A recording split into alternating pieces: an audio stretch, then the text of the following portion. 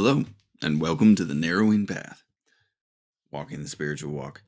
My name is Steve Van Eiderstein. Thank y'all for joining me today as we go through and we do July 23rd's reading from James Allen's Daily Meditation. July has been just a fantastic month with so many readings and excerpts that really have been hitting home for me, which many have been coming from the book 8 Pillars of Prosperity. Again, I just would like to recommend it. Any book by James Allen's amazing. Uh, the principles that he works in every single way are it's guidance that I can't find many other places to find. Let me tell you that. I mean, there's definitely others, but the type of knowledge that I find within his writings is slim findings. Though I'm just getting started with this whole journey, really.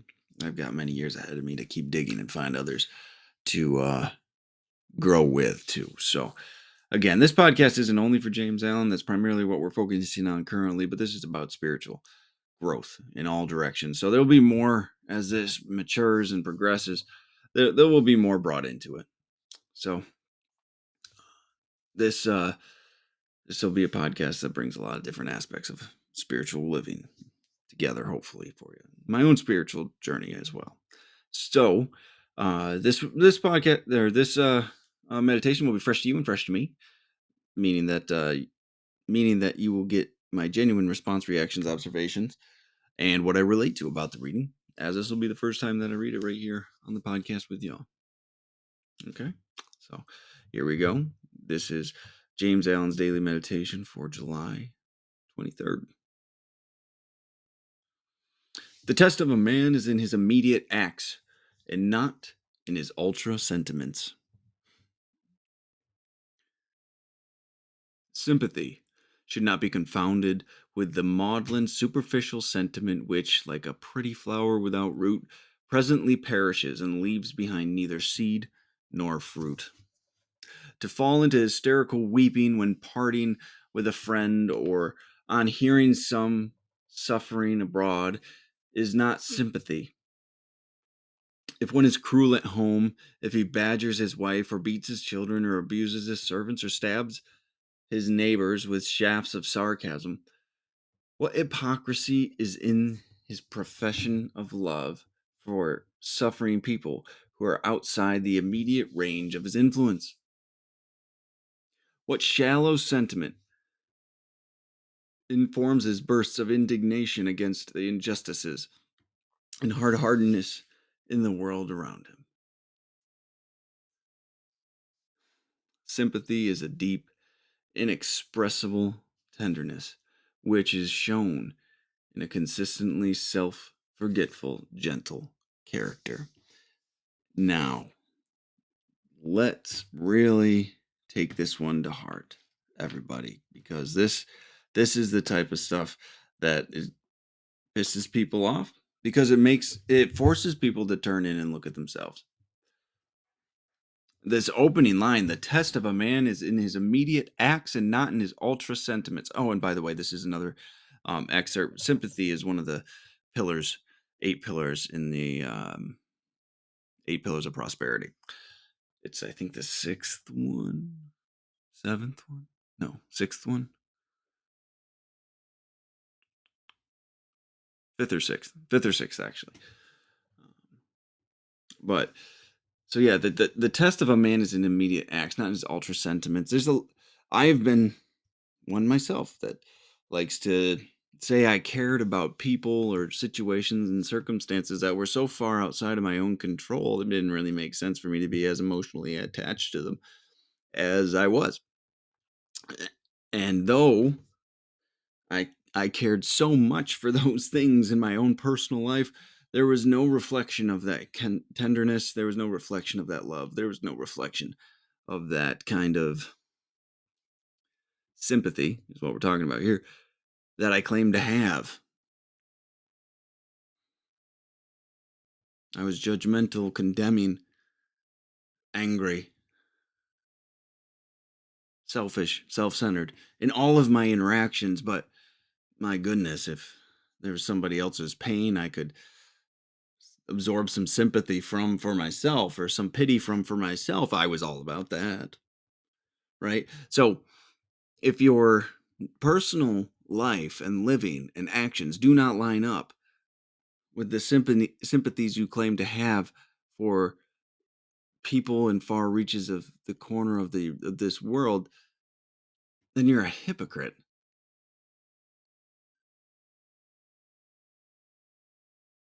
It's not a fun thing to hear, a fun thing to say, but it's the truth. The test of a man is in his immediate acts, not in his not in his ultra sentiments.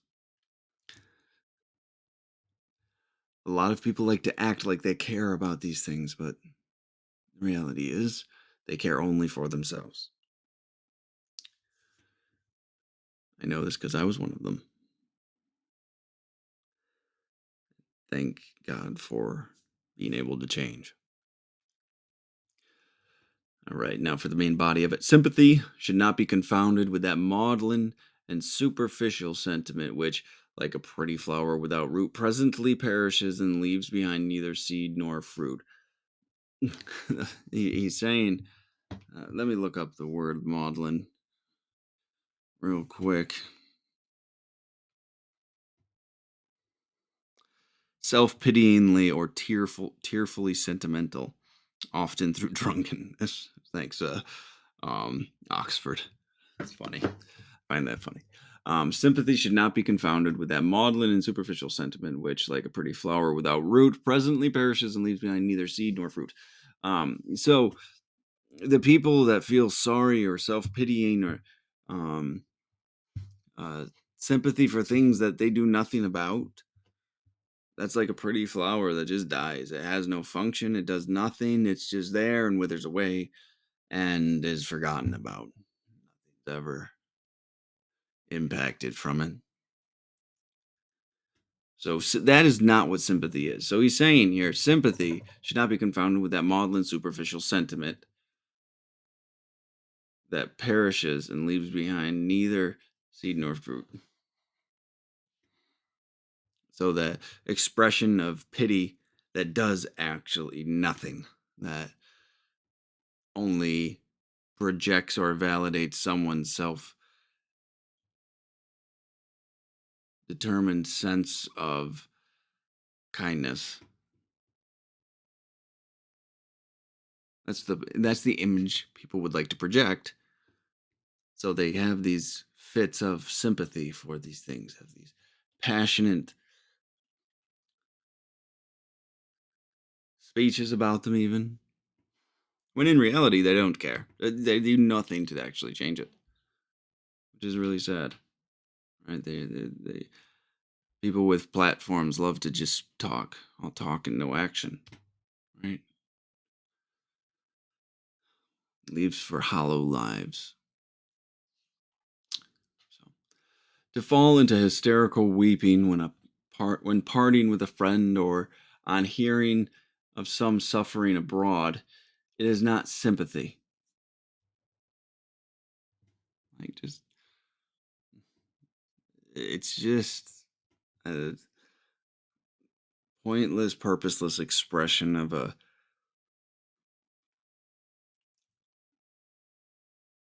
pointless emotion at that moment. Self pity, really,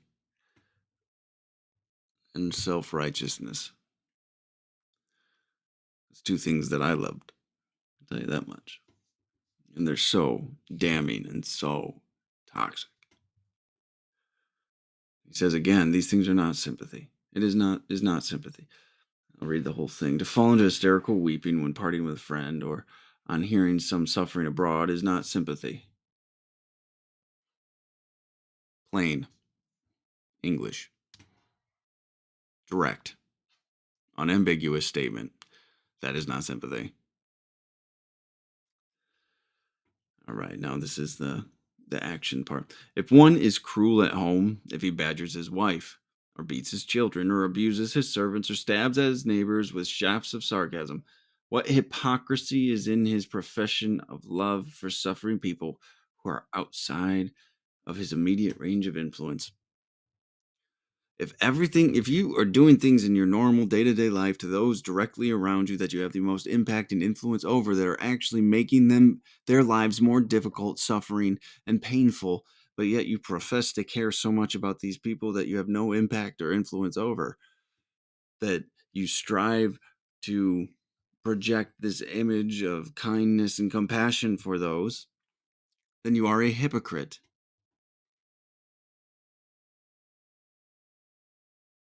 a self-absorbed hypocrite.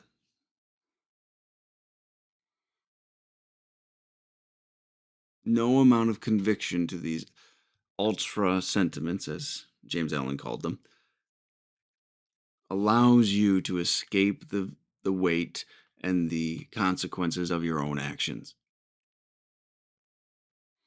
There's no reason for that. None at all.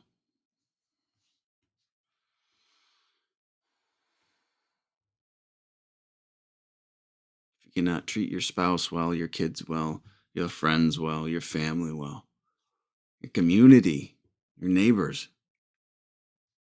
how selfish are you? All right. What shallow sentiment informs his bursts of indignation against the injustices of the hard heartedness in the world around him? What shallow sentiment forms this? Shallow, it's superficial. It's just for appearances. It's just to feed the own ego. It's just for the acceptance and approval of others, validation. There's no integrity. There's no honesty. There's no realistic benefit from it. There's nothing, no actionable items. It's not to say that these things that someone might feel, someone might express sympathy about are not real. Someone might actually care about them, but the overt display of emotion about these things that they actively do nothing about, and they actively don't practice those professed principles in their own life, in their immediate surroundings, is all egotistical, self-centered lies, deceit, delusion. They believe that it's real. Many of them. I did. I couldn't see how hypocritical I was. I couldn't see how out of touch with reality I had actually become. Kind of blew my mind, actually. All right, now this is the ending statement here. Sympathy is a deep, inexpressible tenderness which is shown in a consistently self-forgetful, gentle character. Inexpressible tenderness which is shown in a consistently self-forgetful, gentle manner. Your character, your interactions with people, the actions that you take in your day-to-day life show your ability to care and have sympathy. It is how you live that will have the most impact and influence on those around you. Not these grandiose speeches for things that let you think you're a good person. So, all right. Well, that's where we'll end it today. We kept it to around 15 minutes today for y'all. But I appreciate everyone jumping on and listening to this. It's been a fantastic month so far. So much wisdom just put together in these simple readings, and I'm really, really grateful for them. So, um, We'll be back again tomorrow. So, until next time, thanks.